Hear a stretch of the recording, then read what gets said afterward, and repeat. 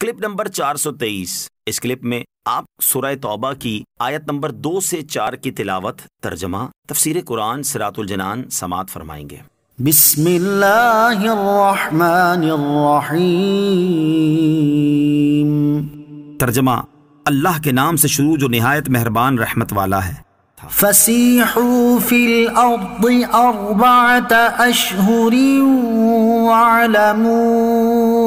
Income غیر معجز اللہ وان اللہ مخزی الکافرین۔ ترجمہ، تو اے مشرکو، تم 4 مہینے تک زمین میں چلو پھرو اور جان لو کہ تم اللہ کو تھکا نہیں سکتے، اور یہ کہ اللہ کافروں کو ذلیل و رسوا کرنے والا ہے۔ فسیحوا فی الارض 4 اشہر، تو تم 4 مہینے تک زمین میں چلو پھرو۔ آیت کا خلاصہ یہ ہے کہ اے مشرکوں، تم 4 مہینے تک زمین میں امن و امان سے چلو پھرو، اس کے بعد تمہارے لیے کوئی امان نہیں، اور ساتھ ہی اس حقیقت کو ذہن نشین رکھنا کہ تم اللہ تعالیٰ کو تھکا نہیں سکتے، اور اس مہلت کے باوجود اس کی گرفت سے نہیں بچ سکتے، اور یہ بھی جان لو کہ اللہ تعالیٰ کافروں کو دنیا میں قتل کے ساتھ اور آخرت میں عذاب کے ساتھ رسوا کرنے والا ہے۔ وَأَذَانٌ مِّنَ اللَّهِ وَرَسُولِهِ إِلَى النَّاسِ يَوْمَ الْحَجِّ الْأَكْبَرِ أَنَّ اللَّهَ بَرِيءٌ مِّنَ الْمُشْرِكِينَ وَرَسُولُهُ فَإِن تُبْتُمْ فَهُوَ خَيْرٌ لَكُمْ وَإِن تَوَلَّيْتُمْ فَاعْلَمُوا أَنَّكُمْ غَيْرُ مُعْجِزِ اللَّهِ وَبَشِّرِ الَّذِينَ كَفَرُوا بِعَذَابٍ أَلِيمٍ۔ ترجمہ، اور یہ اللہ اور اس کے رسول کی طرف سے تمام لوگوں کی طرف بڑے حج کے دن اعلان ہے کہ اللہ مشرکوں سے بری ہے اور اس کا رسول بھی، تو اگر تم توبہ کرو تو تمہارے لیے بہتر ہے، اور اگر تم منہ پھیرو تو جان لو کہ تم اللہ کو تھکا نہیں سکتے، اور کافروں کو دردناک عذاب کی خوشخبری سناؤ۔ یوم الحج الاکبر، بڑے حج کے دن۔ حضرت حسن رحمۃ اللہ تعالی علیہ اس آیت کی تفسیر میں فرماتے ہیں کہ جس سال حضرت ابوبکر صدیق رضی اللہ تعالیٰ عنہ نے حج کیا تھا تو اس میں مسلمان اور مشرکین سب جمع تھے، اس لیے اس حج کو حج اکبر فرمایا گیا۔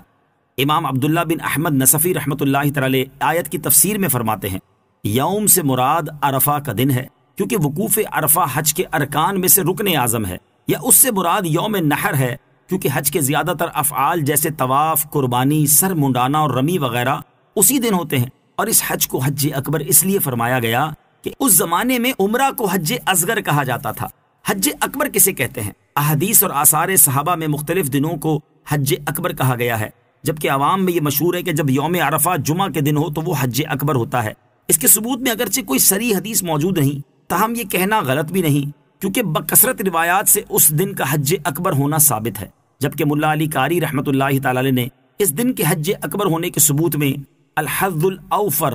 فی الحج الاکبر کے نام سے ایک مستقل رسالہ بھی لکھا ہے۔ تفسیر کی کتابوں میں حج اکبر سے متعلق امام ابن سیرین رحمۃ اللہ تعالی سے ایک قول یہ بھی منقول ہے کہ حج اکبر وہ حج ہے کہ جو اس دن کے موافق ہو جس دن رسول اللہ صلی اللہ علیہ وسلم اور تمام اعراب نے حج کیا تھا۔ اس کے علاوہ امام ابن سیرین رحمۃ اللہ تعالی کا یہ قول تفسیر بغوی جلد 2 صفحہ 226، تفسیر قرطبی جلد 4 صفحہ 9، جز 8، البحر المحیط جلد 5 صفحہ 10 اور در منصور جلد 4 صفحہ 128 پر بھی مذکور ہے۔ تفسیر خازن میں ہے جو حج تاجدار رسالت صلی اللہ علیہ وسلم کے حج کے موافق ہوا اسے حج اکبر کہا گیا ہے، اور یہ دن جمعہ کا دن تھا۔ إِلَّا الَّذِينَ عَاهَدتُّم مِّنَ الْمُشْرِكِينَ ثُمَّ لَمْ يَنقُصُوكُمْ شَيْئًا وَلَمْ يُظَاهِرُوا عَلَيْكُمْ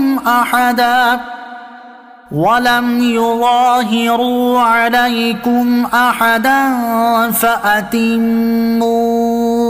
إِلَيْهِمْ عَهْدَهُمْ إِلَى مُدَّتِهِمْ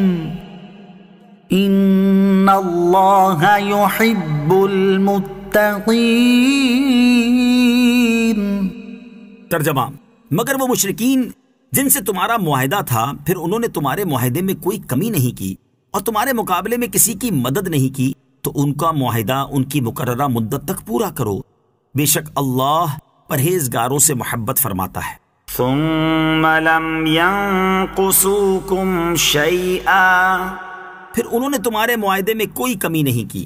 اس صورت کے شروع میں چونکہ یہ بیان کیا گیا تھا کہ آئندہ 4 ماہ تک کافروں سے معاہدے برقرار رہیں گے اور اس کے بعد ختم، اب یہاں فرمایا گیا کہ جن لوگوں کے ساتھ تمہارا معاہدہ ہے اور وہ معاہدے کے پابند ہیں اور انہوں نے معاہدے کو اس کی شرطوں کے ساتھ پورا کیا ہے تو تم بھی ان سے معاہدہ پورا کرو، اور 4 مہینے پر معاہدہ ختم ہو جانے کا حکم ان کے لیے نہیں ہے۔ یہ لوگ بنی دمرہ تھے جو کنانا کا ایک قبیلہ ہے اور ان کی مدت کے 9 مہینے باقی